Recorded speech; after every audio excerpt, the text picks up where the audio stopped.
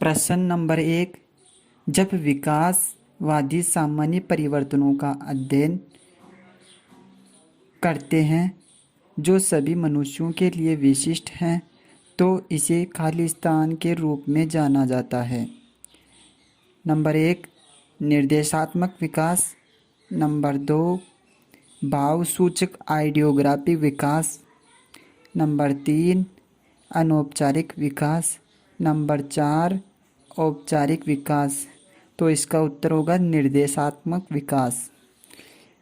निर्देशात्मक विकास यह है विकास जो लोगों को सीखने और विकसित करने में मदद करता है तथा सभी मार्गदर्शन प्रदान करता है। यह अंतर्दृष्टि प्रदान करता है कि क्या होने की संभावना है। यह विभिन्न प्रकार के शिक्षण तथा सीखने की गतिविधियों के संबंध में उनके नज़रियों का या दृष्टिकोण में मदद करता है। निर्देशात्मक डिजाइन सीखने की सबसे अच्छी संरचना सामग्री है और अनुदेशन व्यवहार पर ध्यान लगाने में मदद करती है। प्रश्न नंबर 2। कक्षा का एक शरारती बालक अन्य छात्रों को परेशान करता है। एक अध्यापक को उसकी समस्या का कारण जानने के हेतु किस विधि का प्रयोग करना चाहिए। नंबर 1 सर्वेक्षण विधि। नंबर 2 व्यक्तिगत अध्ययन विधि। नंबर 3 प्रायोगिक विधि। नंबर 4 पर्यवेक्षण विधि। तो इसका उत्तर होगा व्यक्तिगत अध्ययन विधि। व्यक्तिगत अध्ययन विधि इस विधि में किसी सामाजिक जीवन से जुड़ी हुई घटनाओं की खोज तथा उसका विश्लेषण किया जाता है। सामाजिक जीवन जिसमें एक व्यक्ति, एक परिवार, एक संस्था या एक समुदाय आदि के बारे में अध्ययन किया जाता है। व्यक्ति अध्ययन विधि में वर्तमान की घटनाओं को समझना, भूतकाल की घटनाओं को पहचानना जिसके कारण वर्तमान की स्थिति पैदा हुई है। व्यक्ति अध्ययन विधि में एक व्यक्ति के बारे में अध्ययन न होकर व्यक्ति बल्कि एक प्रकार के व्यक्ति के बारे में अध्ययन किया जाता है। व्यक्तिगत अध्ययन विधि के बाद में केस स्टडी में इसका सामान्यीकरण किया जाता है। प्रश्न नंबर 3। एक निर्धारित समय की अवधि के लिए समान बच्चों के अध्ययन को खालिस्तान अध्ययन के रूप में जाना जाता है। नंबर 1 अनुदैर्ध्य अध्ययन। नंबर 2 प्रतिनिध्यात्मक अध्ययन। नंबर 3 अक्षांशीय अध्ययन। नंबर 4 प्रायोगिक अध्ययन। तो इसका उत्तर होगा अनुदैर्ध्य अध्ययन।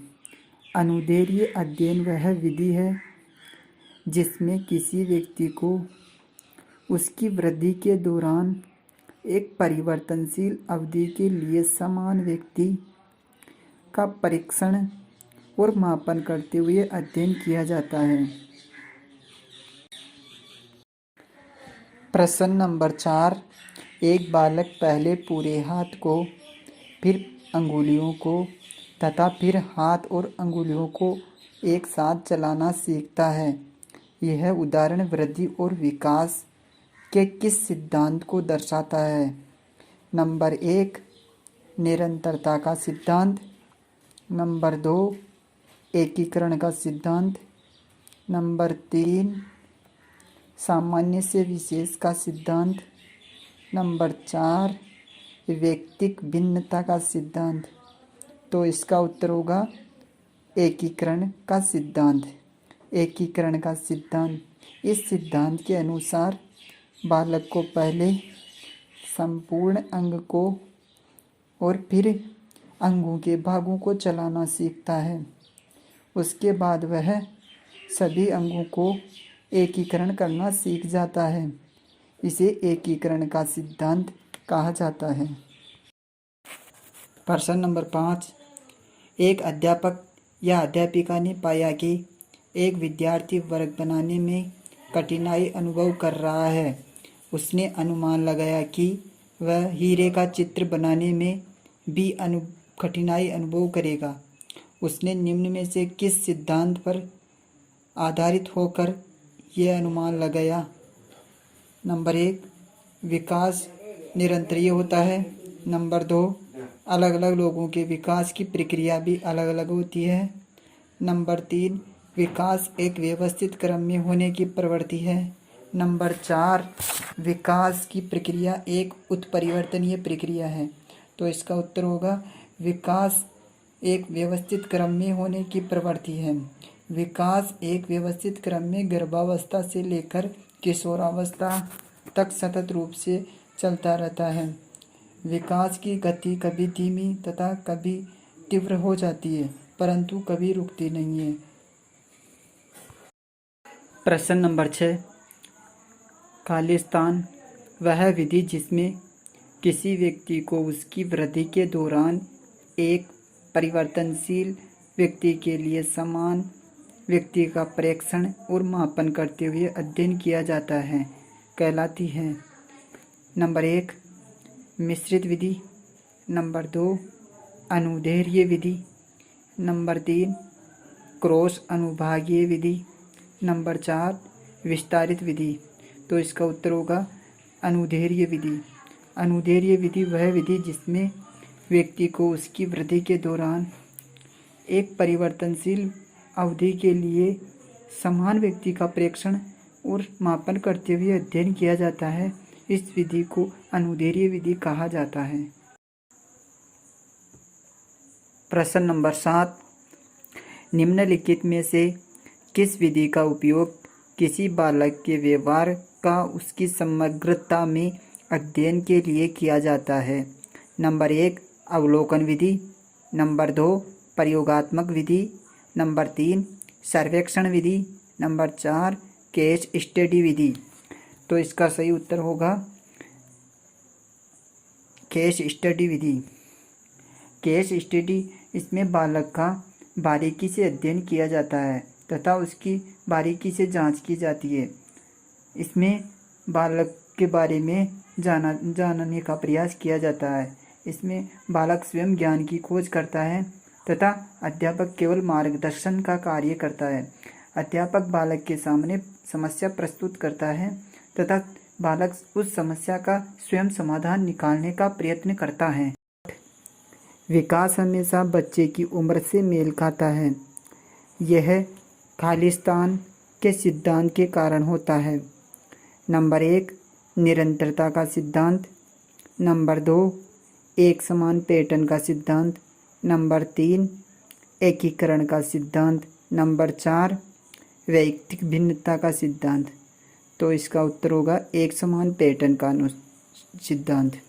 इस सिद्धांत के अनुसार जैसे जैसे बालक शिशुअवस्था, बाल्यावस्था, किशोरावस्था में बढ़ता जाता है तो उसी के अनुसार बालक का विकास होता रहता है।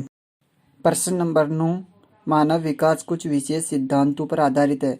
निम्नलिखित में से कौन सा मानव विकास का सिद्धांत नहीं है? नंबर 1, सामान्य से विशिष्ट। नंबर 2, प्रतिवर्ती। नंबर 3, निरंतरता। नंबर 4, अनुक्रमिकता। तो इसका सही आंसर होगा प्रतिवर्ती का सिद्धांत। इस सिद्धांत के अनुसार यह किसी व्यक्ति द्वारा वही क्रिया बार बार दोहराई जाती है। इस सिद्धांत को प्रतिवर्ती सिद्धांत कहा जाता है। इस सिद्धांत में एक ही क्रिया को बार बार दोहराया जाता है। प्रश्न नंबर 10, घसीट के चलने से पहले बच्चा अपना सिर उठाने में सक्षम होता है। ऐसा निम्न के संचालन के कारण होता है। नंबर 1, भेदभाव सिद्धांत। नंबर 2, एकीकरण सिद्धांत। नंबर 3, सेपेलोकोडल।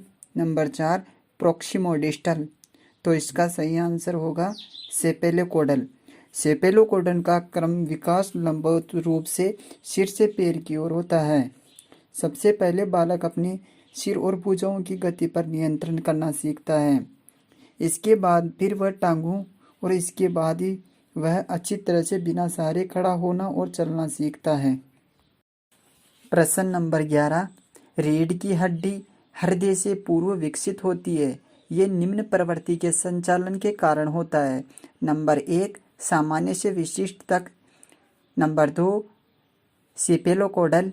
नंबर 3 प्रोक्सिमोडिस्टल, नंबर 4 भाग से संपूर्ण तक। तो इसका सही आंसर होगा प्रोक्सिमोडिस्टल। प्रोक्सिमोडिस्टल क्रम के अनुसार विकास का क्रम केंद्र से प्रारंभ होता है, फिर बाहरी विकास होता है, इसके बाद में संपूर्ण विकास। उदाहरण के लिए पहले रीढ़ की हड्डी का विकास होता है और उसके बाद में भुजाओं, हाथ तथा हाथ की अंगुलियों का विकास होता है। तत्पश्चात इसका सबका संपूर्ण रूप से संयुक्त विकास होता है। प्रश्न नंबर 12, निम्न में से कौन सा विकास का सिद्धांत नहीं है?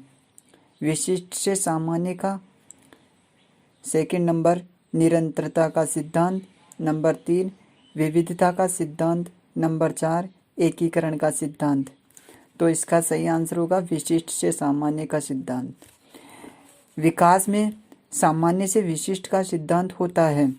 सामान्य से विशिष्ट के सिद्धांत में विकास और वृद्धि की सभी दिशाओं में विशिष्ट क्रियाओं से पहले उनके सामान्य रूप के दर्शन होते हैं। उदाहरण के लिए अपने हाथों से कुछ चीज पकड़ने से पहले बालक इधर उधर यूं ही हाथ मारने या फैलाने की चेष्टा करता है।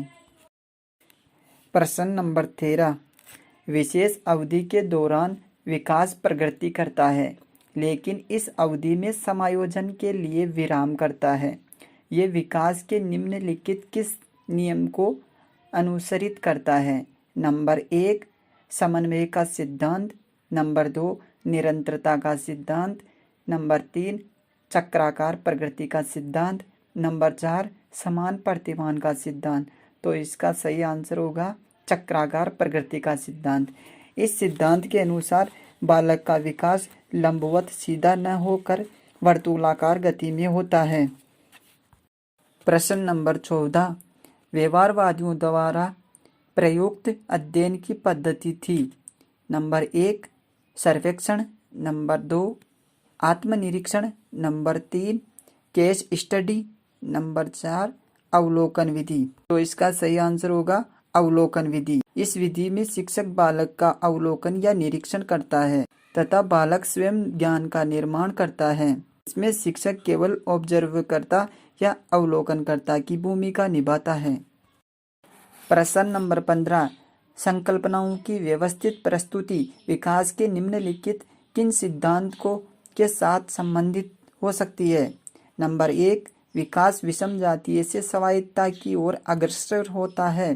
नंबर 2 विद्यार्थी भिन्न दरों पर विकसित होते हैं। नंबर 3 विकास सापेक्ष रूप से क्रमिक होता है। नंबर 4 विकास के परिणाम स्वरूप वृद्धि होती है। तो इसका सही आंसर होगा विकास सापेक्ष रूप से क्रमिक होता है। बालक का विकास सापेक्ष रूप से क्रमिक रूप में चलता रहता है। पहले बालक का विकास सिर से पैर की ओर होता है तथा ये निरंतर चलता रहता है। कभी विकास की दर धीमी तथा कभी विकास की दर अधिक हो जाती है, परंतु यह कभी रुकती नहीं है। प्रश्न नंबर 16, सर्वाधिक उपयुक्त जीवित रहता है का सिद्धांत है। नंबर 1 लेमार्क का सिद्धांत, नंबर 2 हैरिसन का सिद्धांत, नंबर 3 डार्विन का सिद्धांत, नंबर 4 मैकडूगल का सिद्धांत। तो इसका सही आंसर होगा डार्विन का सिद्धांत। प्रश्न नंबर 17, विकास कभी न समाप्त होने वाली प्रक्रिया है। यह कथन विकास के किस सिद्धांत से संबंधित है? नंबर 1 अंतःक्रिया का सिद्धांत, नंबर 2 एकीकरण का सिद्धांत, नंबर 3 अंतः संबंध का सिद्धांत, नंबर 4 निरंतरता का सिद्धांत। तो इसका सही आंसर होगा निरंतरता का सिद्धांत। निरंतरता का सिद्धांत, इस सिद्धांत के में विकास एक न रुकने वाली प्रक्रिया है। माँ के गर्भ से ही यह प्रारंभ हो जाती है तथा मृत्यु पर्यंत निरंतर चलती रहती है। एक छोटे से नगण्य आकार से अपने जीवन प्रारंभ करके हम सबसे व्यक्तित्व के सभी शारीरिक, मानसिक, सामाजिक आदि का संपूर्ण विकास इसी निरंतरता के कारण भलीभांति संपन्न हो जाता है।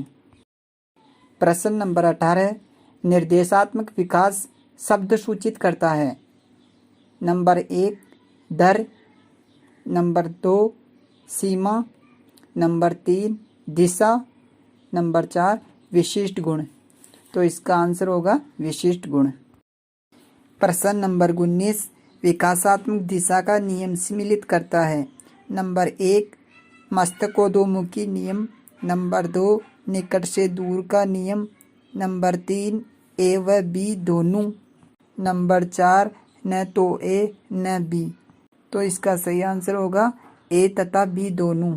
मस्तकोद्मुखी नियम में विकास सिर से पैर की ओर सतत रूप से होता रहता है, जबकि जिसे सेपेलोकोडल कहा जाता है। और निकट से दूर के नियम में विकास अंदर से बाहर या निकट से दूर की ओर होता है, जिसे प्रोक्सिमोडिस्टल कहा जाता है।